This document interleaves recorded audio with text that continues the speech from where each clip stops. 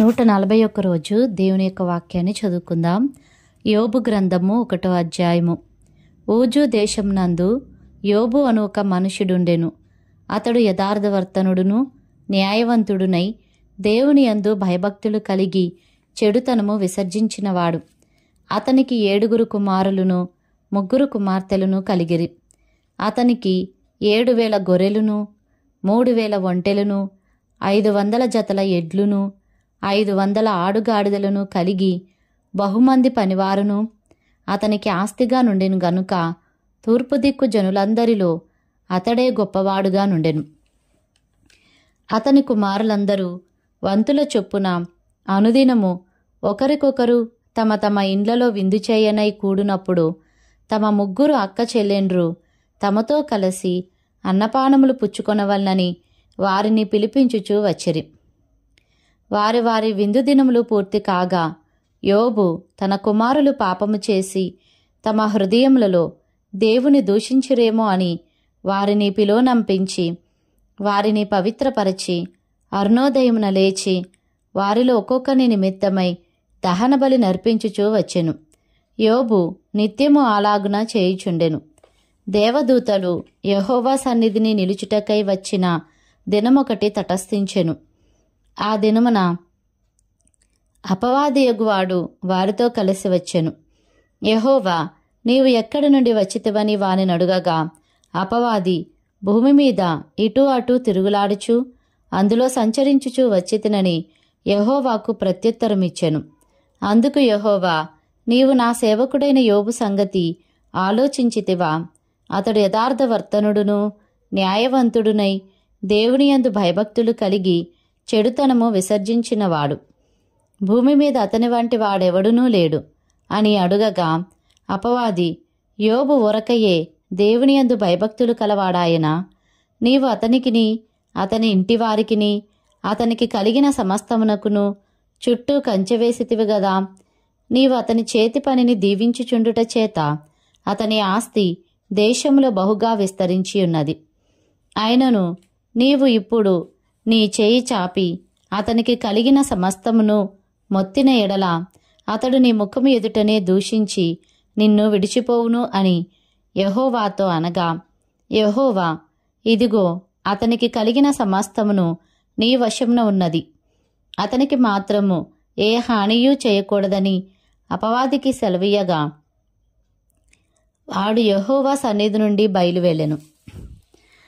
ఒక దినమున యోబు కుమారులను కుమార్తెలను తమ అన్న ఇంట భోజనము చేయుచు ద్రాక్షారసము పానము చేయుచుండగా ఒక దూత అతని యొద్దకు వచ్చి, ఎద్దులు నాగలి దున్నుచు గాడిదలు వాటి సమీపమున మేయుచూనుండగా షెబాయీయులు వాటి మీద పడి వాటిని పట్టుకొని పోయి ఖడ్గముతో పనివారిని హతము చేసిరి.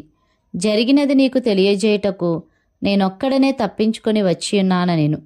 అతడు ఇంకా మాట్లాడుచుండగా మరి ఒకడు వచ్చి దేవుని అగ్ని ఆకాశం నుండి పడి గొర్రెలను పనివారిని రగులబెట్టి కాల్చివేశెను.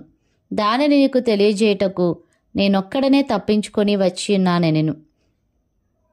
అతడు ఇంకా మాట్లాడుచుండగా మరి ఒకడు వచ్చి కల్దీయులు 3 సమూహములుగా వచ్చి ఒంటెల మీద పడి వాటిని కొనిపోయి ఖడ్గము చేత పనివారిని చంపిరి.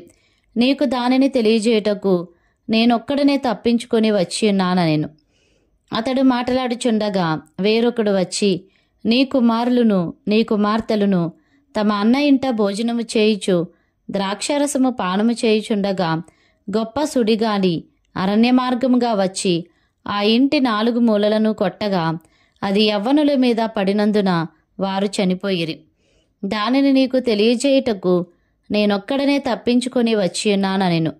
అప్పుడు యోబు లేచి తన పైవస్త్రమును చింపుకొని తల వెంట్రుకలు గొరిగించుకొని నేల మీద సాష్టాంగపడి నమస్కారము చేసి ఇట్లనెను, నేను నా తల్లి గర్భంలో నుండి దిగంబరినై వచ్చెతిని, దిగంబరినై అక్కడికి తిరిగి వెళ్ళెదను. యెహోవా ఇచ్చెను, యెహోవా తీసుకుని పోయెను. యెహోవా నామమునకు స్తుతి కలుగును గాక. ఈ సంగతులలో ఏ విషయమందును యోబు ఏ పాపమును చేయలేదు, దేవుడు అన్యాయము చేసినని చెప్పలేదు. యోబు గ్రంథము 2వ అధ్యాయము. దేవదూతడు యెహోవా సన్నిధిని నిలుచుటకై వచ్చిన మరి ఒక దినము తటస్థింపగా వారితో కూడా అపవాది యెహోవా సన్నిధిని నిలుచుటకై వచ్చెను. యెహోవా, నీవు ఎక్కడి నుండి వచ్చితివని వానినడుగగా అపవాది, భూమిలో ఇటు అటు తిరుగులాడుచు అందులో సంచరించుచూ వచ్చితినని యెహోవాకు ప్రత్యుత్తరమిచ్చెను. అందుకు యెహోవా, నీవు నా సేవకుడైన యోబు సంగతి ఆలోచించితివా? అతడు యథార్థవర్తనుడును న్యాయవంతుడునై దేవుని యందు భయభక్తులు కలిగి చెడుతనము విసర్జించినవాడు. భూమి మీద అతని వంటి వాడెవడునూ లేడు. నిష్కారణముగా అతనిని పాడు చేయుటకు నీవు నన్ను ప్రేరేపించినను అతడు ఇంకనూ తన యథార్థతను వదలక నిలకడగానున్నాడనగా అపవాది చర్మము కాపాడుకునుటకై చర్మమును, తన ప్రాణమును కాపాడుకునుటకై తనకు కలిగినది యావత్తును నరుడిచ్చును గదా. ఇంకొకసారి నీవు చేయి చాపి అతని ఎముకను అతని దేహమును మొత్తిన ఎడల అతడు నీ ముఖము ఎదుటనే దూషించి నిన్ను విడిచిపోవును అనెను. అందుకు యెహోవా, అతడు నీ వశముననున్నాడు, అతని ప్రాణము మాత్రము నీవు ముట్టవద్దని సెలవిచ్చెను. కాబట్టి అపవాది యెహోవా సన్నిధి నుండి బయలువెళ్లి అరికాలు మొదలుకొని నడినెత్తి వరకు బాధగల కురుపులతో యోబును మొత్తెను.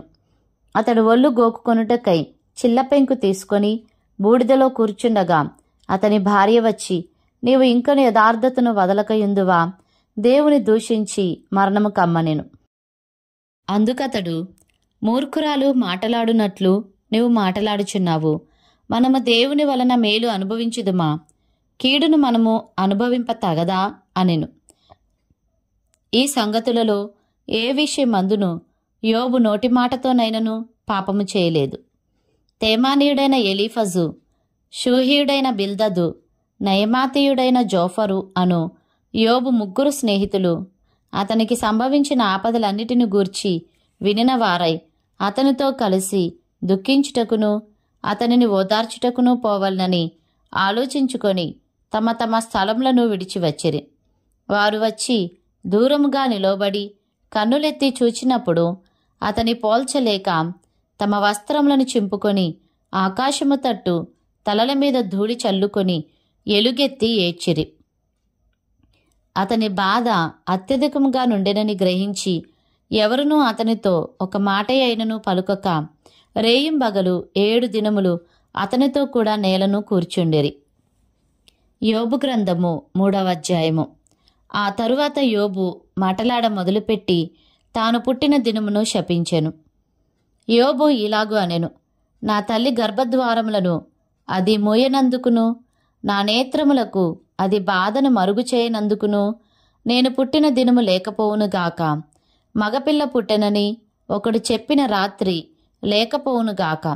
ఆ దినము అంధకారమగునుగాక. పైనుండి దేవుడు దానిని ఎంచకుండునుగాక. వెలుగు దాని మీద ప్రకాశింపకుండునుగాక. చీకటియు గాఢాంధకారమును మరలా దానిని తమ యొద్దకు తీసుకొనుగాక. మేఘము దాని కమ్మునుగాక. పగలును కమ్మునట్టి అంధకారము దాని బెదిరించునుగాక. అంధకారము ఆ రాత్రిని పట్టుకొనుగాక. సంవత్సరపు దినములలో నేనొక దాన్నని అది హర్షింపకుండునుగాక. మాసముల సంఖ్యలో అది చేరకుండునుగాక. ఆ రాత్రి ఎవడును జననము కాకపోవునుగాక. దానిలో ఏ ఉత్సాహధ్వని పుట్టకుండునుగాక. దినములు అశుభ దినములని చెప్పువారు దానిని శపించుదురుగాక. భుజంగమును రేపుటకు నేర్పుగలవారు దానిని శపించుదురుగాక. అందులో సంధ్యవేళను ప్రకాశించు నక్షత్రములకు అంధకారము కమ్మునుగాక. వెలుగు కొరకు అది ఎదురు చూడగా వెలుగు లేకపోవునుగాక. అది వేకువ కనురెప్పలను చూడకుండునుగాక. పుట్టుకలోనే నేనేలా చావకపోతిని, గర్భము నుండి బయలుదేరగానే నేనేలా ప్రాణము విడవకపోతిని. మోకాళ్ల మీద నన్నేలా ఉంచుకొనిరి, నేనేలా స్తనములను కుడిచితిని. లేని ఎడల నేనిప్పుడు పండుకొని నిమ్మలించియుందును, నేను నిద్రించియుందును, నాకు విశ్రాంతి కలిగియుండును. తమ కొరకు బీడు భూముల యందు భవనములు కట్టించుకొనిన భూరాజులతోనూ మంత్రులతోనూ నేను నిద్రించి నిమ్మలించియుందును. బంగారము సంపాదించి తమ ఇండ్లను వెండితో నింపుకొనిన అధిపతులతో నిద్రించి విశ్రమించి ఉందును. అకాల సంభవమై కంటబడకయున్న పిండము వంటి వాడనై లేకపోయి ఉందును. వెలుగు చూడని బిడ్డల వలె లేకపోయి ఉందును. అక్కడ దుర్మార్గులు ఇక శ్రమపరచరు. బలహీనులై అలసిన వారు విశ్రాంతి నొందుదురు. బంధింపబడిన వారు కార్యనియామకుల శబ్దము వినక ఏకముగా కూడి విశ్రమించుదురు. అల్పులేమి ఘనులేమి అందరూ నచ్చటనున్నారు. దాసులు తమ యజమానుల వశం నుండి తప్పించుకొని స్వతంత్రులై ఉన్నారు. దుర్దశలోనున్న వారికి వెలుగియబడుట ఎలా? దుఃఖాక్రాంతులైన వారికి జీవమియ్యబడుట ఎలా? వారు మరణమునపేక్షింతురు. దాచబడిన ధర్మ కొరకైనట్టు దానిని కనుగొనుటకై వారు లోతుగా త్రవ్వుచున్నారు, కానీ అది వారికి దొరకకై ఉన్నది. సమాధికి చేరినప్పుడు వారు హర్షించి బహుగా సంతోషించెదరు. మరుగుపడిన మార్గము గల వానికిని దేవుడు చుట్టూ కంచెవేసిన వానికిని వెలుగు ఇయ్యబడనేలా? భోజనమునకు మారుగా నాకు నిట్టూర్పు కలుగుచున్నది. నా మొర్రలు నీళ్లవలే ప్రవహించుచున్నవి. ఏది వచ్చునని నేను బహుగా భయపడుతునో అదే నాకు సంభవించుచున్నది. నాకు భీతి పుట్టించినదే నా మీదికి వచ్చుచున్నది. నాకు నెమ్మది లేదు, సుఖము లేదు, విశ్రాంతి లేదు, శ్రమయే సంభవించుచున్నది. యోబు గ్రంథము 4వ అధ్యాయము. దానికి తేమానీయుడైన ఎలీఫసు ఈలాగు ప్రత్యుత్తరమిచ్చెను. ఎవడైనా ఈ సంగతి ఎత్తి నీతో మాటలాడిన ఎడల నీకు వ్యసనము కలుగునా? అయితే వాదింపక ఎవడు ఊరకనగలడు? అనేకులకు నీవు బుద్ధి నేర్పిన వాడవు, బలహీనమైన చేతులను బలపరిచిన వాడవు. నీ మాటలు తొట్టిల్లు వానిని ఆదుకొని ఉండెను. కృంగిపోయిన మోకాళ్ళు గల వానిని నీవు బలపరిచితివి. అయితే ఇప్పుడు శ్రమ నీకు కలుగగా నీవు దుఃఖాక్రాంతుడివైతివి. అది నీకు తగులగా నీవు కలవరపడుచున్నావు. నీ భక్తి నీకు ధైర్యము పుట్టింపదా? నీ యథార్థ ప్రవర్తన నీ నిరీక్షణకు ఆధారము కాదా? జ్ఞాపకం చేసుకొనుము, నిరపరాధి అయిన యొక్కడు ఎప్పుడైనా నశించెనా? యథార్థవర్తనులు ఎక్కడనైనా నిర్మూలమైరా? నేను చూచినంత వరకు అక్రమమును దున్ని కీడును విత్తువారు దానినే కోయిదురు. దేవుడు ఊదగా వారు నశించుదురు. ఆయన కోపాగ్ని శ్వాసము వలన వారు లేకపోవుదురు. సింహగర్జనయు క్రూరసింహపు శబ్దమును నిలిచిపోవును. కొదమసింహముల కోరలును విరిగిపోవును. ఎరలేనందున ఆడుసింహము నశించును. సింహపు పిల్లలు చెల్లా చెదరగొట్టబడును. నాకొక మాట రహస్యముగా తెలుపబడెను. నా చెవిలో ఒకడు గుసగుసలాడినట్టుగా అది నాకు వినబడెను. గాఢనిద్ర మనుషులకు వచ్చు సమయమున రాత్రి కలల వలన పుట్టు తలంపులలో అది కలిగెను. భయమును వణుకును నాకు కలిగెను. అందువలన నా ఎముకలన్నీయూ కదిలెను. ఒకని శ్వాసము నా ముఖమును కొట్టగా నా శరీర రోమములు పులకించెను.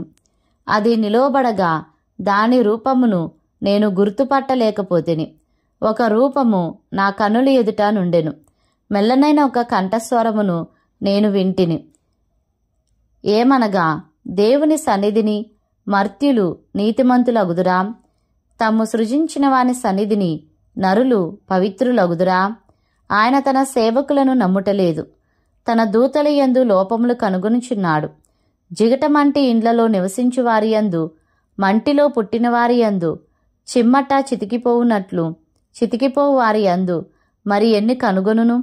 ఉదయము మొదలుకొని సాయంత్రము వరకు ఉండి వారు బద్దలైపోదురు.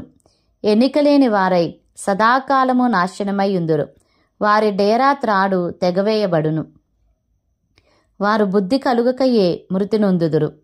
అలాగుననే జరుగుచున్నది గదా. యోబు గ్రంథము 5వ అధ్యాయము.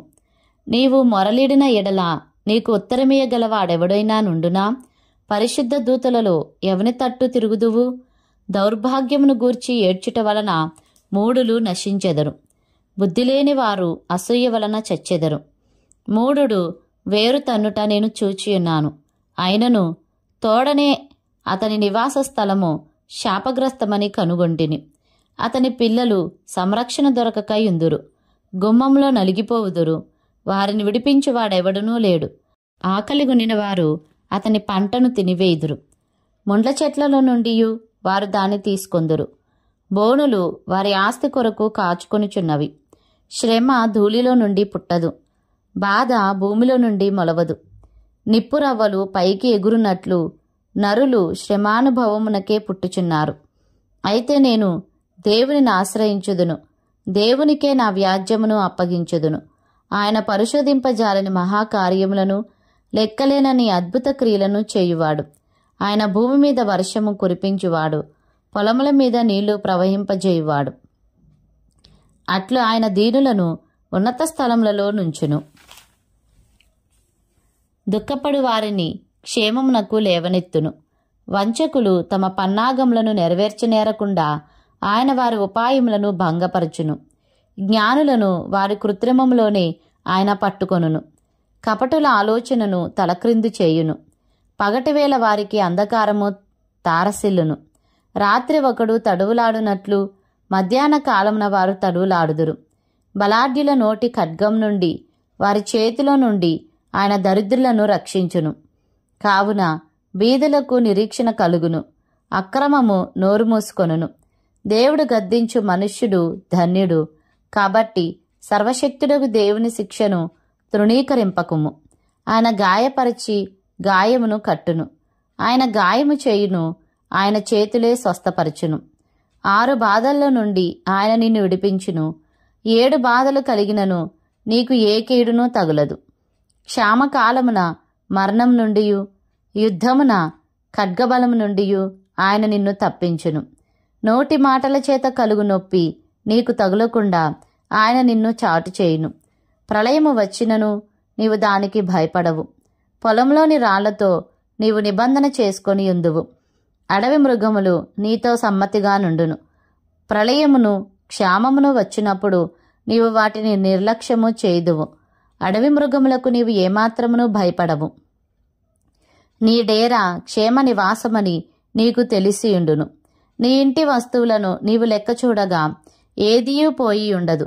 మరియు నీ సంతానము విస్తారమగుననియు, నీ కుటుంబీకులు భూమి మీద పచ్చిక వలె విస్తరించుదురనియు నీకు తెలియను. వాటి కాలమున ధాన్యపు పనలు ఇల్లు చేరునట్లు పూర్ణ వయసు గల వాడవై నీవు సమాధికి చేరెదవు. మేము ఈ సంగతి పరిశోధించి చూచితిమి, అది అలాగే ఉన్నది.